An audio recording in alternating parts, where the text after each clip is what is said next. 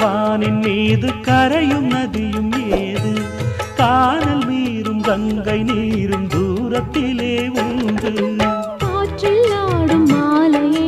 தேரிலேற்றும் தேவனே சேற்றில் பூத்த தாமரை வேதம் பாடும் தேவதை ஆற்று நீரில் ஊற்று நீரில் ஏற்றம் போடும் வானமே ஆகாய தாமரை